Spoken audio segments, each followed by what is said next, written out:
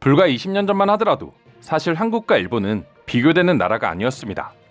경제, 문화, 산업 등등 모든 면에서 일본이 앞서고 있었고 한국은 그런 일본을 뒤따라가는 후발주자에 불과했기 때문이었죠. 하지만 일본인들의 장기간 경기 침체와 더불어 한국의 믿을 수 없는 경제 성장은 이제 일본이 한국을 따라온 후발주자가 되게 만들어버렸습니다. 이와 관련해 며칠 전 일본의 한 경제 전문가는 언론사 칼럼을 통해 다음과 같은 기사를 남겼습니다. 한일의 GDP 역전에 큰 주목.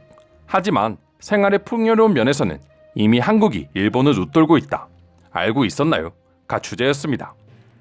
해당 기사에서 일본 전문가는 한국과 일본의 상황을 어떻게 표현했길래 일본인들의 멘탈이 완전히 무너지게 된 것일까요? 먼저 국가별 명목 GDP로 따지게 되면 아직도 여전히 일본보다 한국이 앞서 있다고 설명했습니다. 하지만 이는 한국보다 영토가 크고 인구가 많은 일본이 당연히 유리할 수밖에 없다며 제대로 된 두 나라의 상황을 파악하기 위해서는 1인당 GDP를 확인해야 한다고 했죠. 그리고 이 부분에서 한국은 이제 일본을 완전히 따라잡았다고 분석했습니다. 기사에 따르면 사실 한국의 1인당 GDP가 일본을 따라잡는 건 그 누구도 예상하지도 예상할 수도 없었던 일이었습니다. 반세기 전인 1972년 한국의 1인당 GDP는 일본의 10.9%에 불과했습니다. 그리고 1992년에는 많이 올라오긴 했지만 그래도 역시나 일본의 25.9%에 불과했죠. 그러나 2000년대에 들어서면서 한국과 일본의 GDP 격차는 점점 줄어들기 시작했습니다. 2015년 한국의 1인당 GDP는 일본의 80% 수준까지 따라왔으며 2021년에는 88.5%로 턱 밑까지 쫓아오게 되었죠. 게다가 한국의 잠재 성장률은 일본에 비해 2%나 높게 책정되고 있다며 한국의 1인당 GDP가 일본을 뛰어넘는 건 기정사실이라고 전문가는 분석했습니다. 하지만 더 충격적인 내용은 다음에 나왔습니다. 이처럼 아직 수치상으로는 일본의 1인당 GDP가 한국보다 높기는 하지만 사실 이건 의미 없는 수치이고 구매력 평가 기준으로 환산한 1인당 GDP는 이미 한국이 일본을 예전부터 앞섰다고 평가한 것이죠. 기본 국민 소득의 경우 국내 총생산을 인구수로 나눈 1인당 명목 소득이기 때문에 아무래도 정확한 실질적인 수치라고 보기는 어려웠습니다. 그래서 생겨난 게 구매력 평가 기준 국민 소득인데요. 쉽게 설명하면 전 세계의 물가와 환율이 동등하다고 가정할 때 상품을 구매할 수 있는 능력을 토대로 명목 소득을 환산한 것입니다. 흔히 그 나라 국민들의 실질적인 삶의 수준을 보여주는 대표적인 수치로 사용되고 있죠. 빅맥 지수를 예로 들어 전 세계 햄버거 가격이 모두 5,000원으로 동일하고 환율도 동일하다고 가정했을 때 국민들이 5,000원짜리 햄버거를 사 먹을 수 있는 구매력을 지표로 나타내고 있는 것입니다. 이렇게 구매력 평가 기준으로 1인당 GDP를 환산하게 되면 2021년 기준 일본은 42,940달러, 한국은 46,918달러로 한국이 일본보다 거의 10% 가까이 앞서고 있다는 걸 확인할 수 있습니다. 그리고 이는 이미 2018년부터 꾸준히 이어지고 있었죠. 해당 지표를 보고 다카야스 유이치 대동문화대학 교수는 다음과 같이 말했습니다. 구매력 평가 기준 1인당 GDP를 통해 실제 풍요도를 비교하면 현 시점에서 한국이 일본보다 훨씬 풍요로운 삶을 살고 있다. 한국은 일본을 쫓는 나라라는 이미지가 있었지만 수치상으로만 봐도 이제 한국은 더 이상 일본을 쫓는 나라가 아니다 라고 말이죠. 결국 항상 한국인들이 가난하고 자신들은 부유하다고 주장하던 일본의 현실은 사실 한국보다 못 사는 정도가 아니라 시간이 지날수록 계속 가난해지고 있었던 것입니다. 물론 지금은 한국뿐만 아니라 전 세계가 여러 악재가 겹쳐 힘든 경제를 겪고 있는 건 사실입니다. 한국인들 역시 높은 금리와 물가 상승으로 인해 허리띠를 졸라매고 있죠. 하지만 이미 2000년대에 들어서면서부터 일본이라는 나라는 부유해졌을지는 몰라도 일본인들의 삶은 우리가 상상하는 것 이상으로 가난해지고 있었습니다. 흔히들 일본을 향해 국가는 부유하지만 국민은 가난한 이상한 나라라고 괜히 말하는 게 아니었죠. 특히 젊은이들의 가난이 세계적인 선진국에서 벌어지는 일이라고는 도저히 이해할 수 없을 정도로 심각한 상황이었습니다. 버블 때 태어난 부모가 부럽다. 현재 일본의 젊은 층들 사이에서 퍼지고 있는 일종의 비관론입니다. 그만큼 1990년대 버블 붕괴기 때 태어난 젊은 층들은 취업난, 저임금, 물가 상승 등 불경기로 인해 고통을 겪고 있죠. 해당 문구는 일본의 한 여성이 자신의 소셜미디어에 글을 올리면서 퍼지기 시작했는데요. 이 여성은 호경기 속 좋은 일자리를 맘대로 고르고 비싼 식당에서 밥을 먹으며 여름에는 불꽃놀이, 겨울에는 스키를 즐기면서 결혼식까지 호화스럽게 치른 엄마의 삶이 부럽다. 지금도 엄마는 전업주부로서 드라마 감상, 피아노를 취미로 행복한 중년기를 보내고 있다며 자신의 신세에 한탄하고 있었습니다. 그저 개인이 쓴 글 하나는 놀랍게도 일본 젊은이들에게 엄청난 공감을 얻었는데요. 많은 일본인들이 당시엔 SNS가 없어 사소한 일로 또래 친구와 비교당할 일도 없었다. 이젠 저출산 탓에 미래 희망까지 사라지고 있다. 일본은 이대로 끝인가라며 막막함을 드러내고 있었죠. 실제로 일본에서 저임금과 물가 상승 등 불경기로 인한 젊은 세대의 불만은 이미 사회 문제로 가시화된 지 오래입니다. 이처럼 일본 젊은 층의 빈곤을 확인할 수 있는 사회 현상은 대표적으로 해외여행을 예로 들 수 있는데요. 일본의 인구는 약 1억 2천여만 명으로 세계 11위에 해당됩니다. 하지만 이 중 해외로 출국하는 일본인의 수는 1,500만 명 정도에 불과하죠. 약 5천만 명의 인구수를 가진 우리나라가 전염병 이전 기준 2,900여만 명이 출국했던 것에 비하면 턱없이 낮은 수치입니다.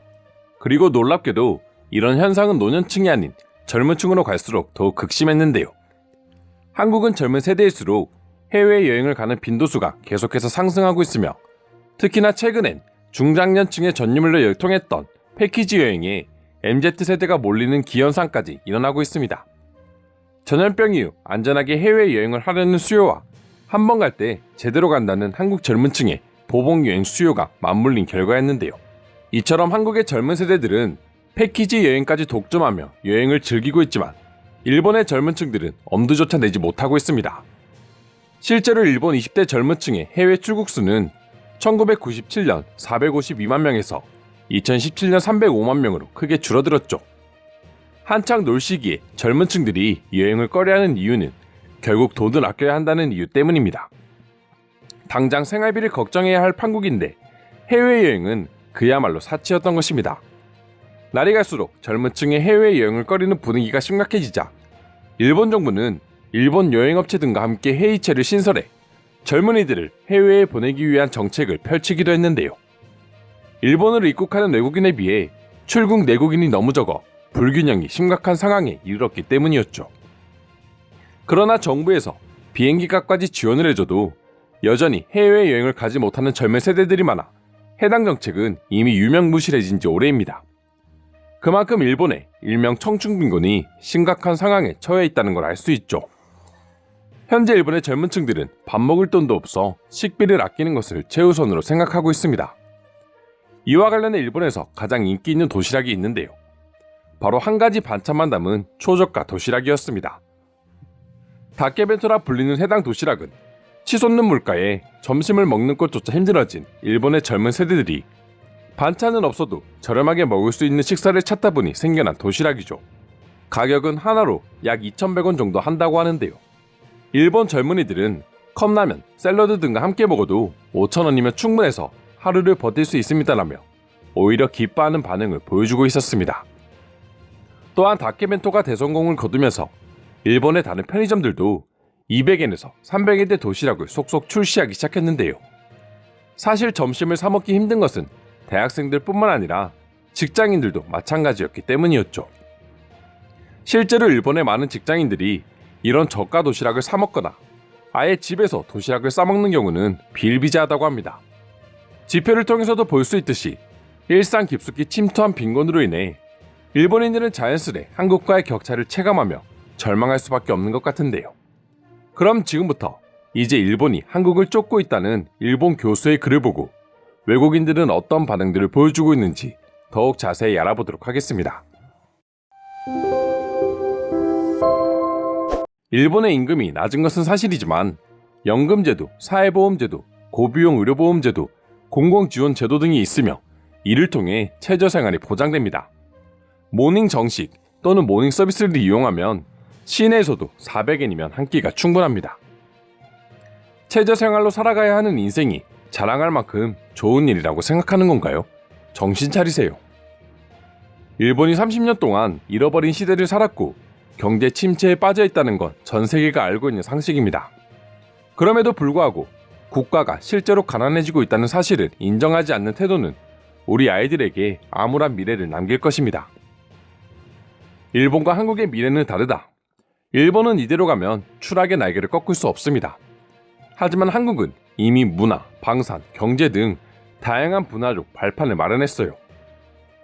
가전 엔터테인먼트, 중공업 분야는 이미 한국에 추월당한 기업이 많이 있지만 여전히 일본이 우월하다고 믿고 싶은 사람들은 그 사실조차 부인 안 합니다.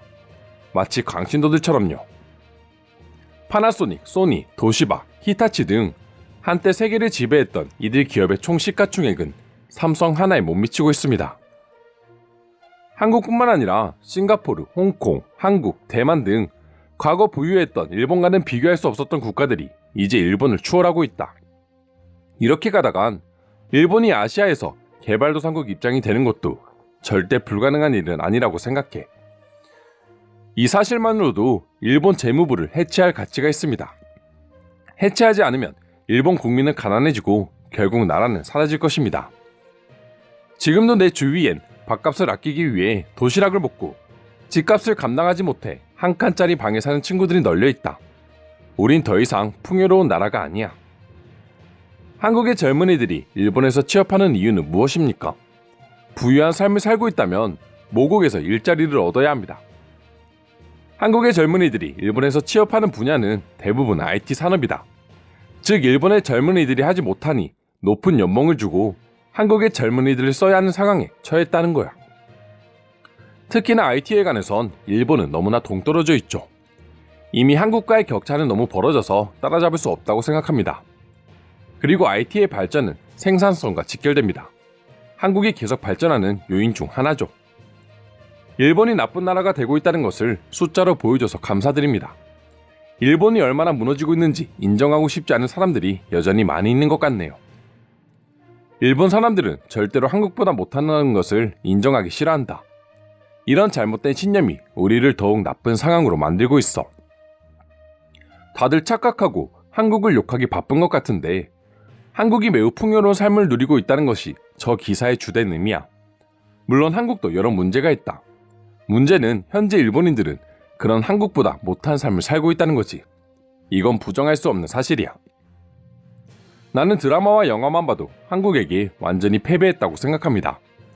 일본이 아무도 보지 않는 최악의 작품을 만드는 동안 한국에서는 젊은이들이 자유로운 아이디어로 무언가를 계속해서 만들고 있죠. 그리고 이런 현상은 산업에서도 마찬가지일 수 있습니다. 한국의 문화는 거품이 끼어있지 않아 전 세계가 열광하고 있다는 것이 그 증거다. 일본의 버블 때와는 다른 결과가 나올 수밖에 없어. 이상으로 갈수록 벌어지는 한국과 일본의 격차에 대한 일본인들의 반응 살펴보았습니다. 오늘도 끝까지 영상 시청해주셔서 감사드리며 여러분들의 구독과 좋아요는 영상 제작에 큰 힘이 됩니다. 이상 종크TV였습니다.